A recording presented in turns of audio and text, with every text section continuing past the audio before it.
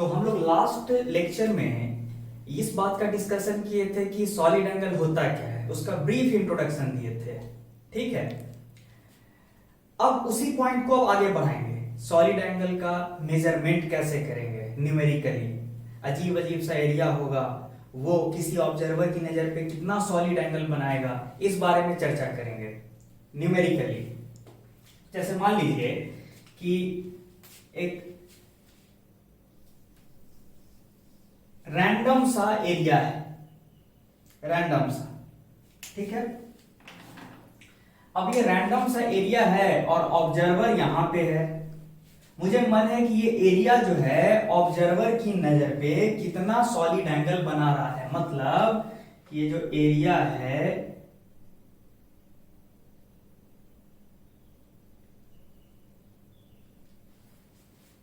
ये जो है ये चीज जो हम दिखाना चाह रहे हैं, ये सॉलिड एंगल है कितना। इसको अप्रोच कैसे करेंगे?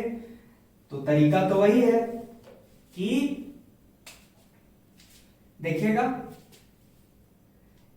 मान लीजिए जो गिवन एरिया है उसका एक छोटा सा एरिया टुकड़ा ds है।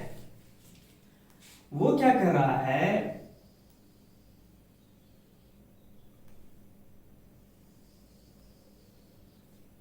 कि ऑब्जर्वर से उसकी दूरी स्मॉल r है, ठीक है, और उस ds एरिया का नॉर्मल इस तरह से है और लाइन ऑफ साइट कैसा है, ऐसे है। लाइन ऑफ साइट ये है। कैसे लाइन ऑफ साइट? सिंपल है, इस एरिया से ऑब्जर्वर को ज्वाइन कर दीजिए तो यही ना लाइन ऑफ साइट हो जाएगा, ये लाइन ऑफ साइट है। अब रही बात कि इस छोटे से एरिया का छोटा सा सॉलिड एंगल कितना बन रहा होगा ऑब्जर्वर के पास। तो लेट अस से कि जो छोटा सा सॉलिड एंगल है उसको सिंबॉलिकली ऐसे रिप्रेजेंट करते हैं। तो बाय डेफिनेशन लास्ट क्लास में आप क्या सीखे थे कि अगर लाइन ऑफ साइट और नॉर्मल टू द एरिया के बीच एंगल थीटा है तो इस छोटे से ds एरिया का सॉलिड एंगल क्या होगा? सॉलिड एंगल होगा ds cos theta divided by small r square. अच्छा, अब मैं अगर इस पूरे एरिया पे इस तरह के छोटे छोटे एरिया का सॉलिड एंगल को जोड़ दूं, मतलब इस तरह के छोटे छोटे सॉलिड एंगल को पूरे सरफेस पे जोड़ दूं, तो मुझे पूरे सरफेस का सॉलिड एंगल मिलेगा। किसके रेस्पेक्ट में? ऑब्जर्वर के रेस्पेक्ट में।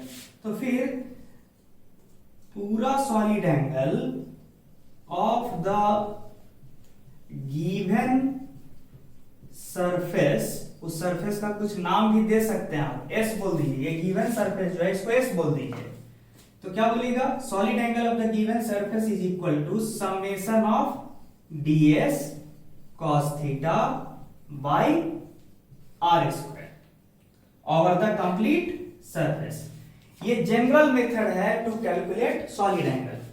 कभी कभी कुछ स्पेशल केस भी मिल जाएगा आपको। स्पेशल केस जैसे हो सकता है कि सारे इस तरह के ds एरिया की दूरी ऑब्जर्वर से सेम हो।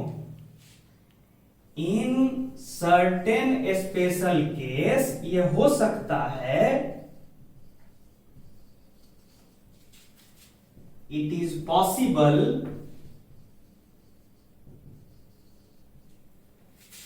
that small r is constant for all ds।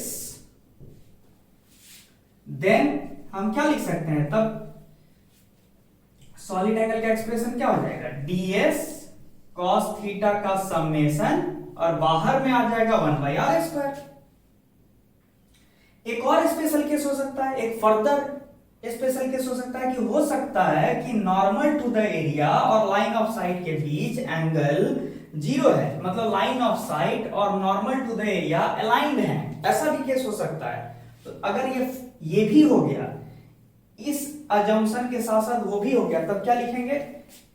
Further if theta is equal to 0 degree then solid angle क्या हो जाएगा? ds cos 0 तो 1 होता है, सिंपली क्या हो जाएगा total surface area s divided by r square. मतलब इस तरह से एक जनरल आइडिया हमने आपको दिया कि कैसे सॉलिड एंगल को कैलकुलेट करते हैं। अब कुछ स्पेशल केसेस जो आपके 12th स्टैंडर्ड में बहुत काम का रिजल्ट होगा, ठीक है, उस केस को हम यहां पे डिस्कस करेंगे, सॉलिड एंगल वाले केस को।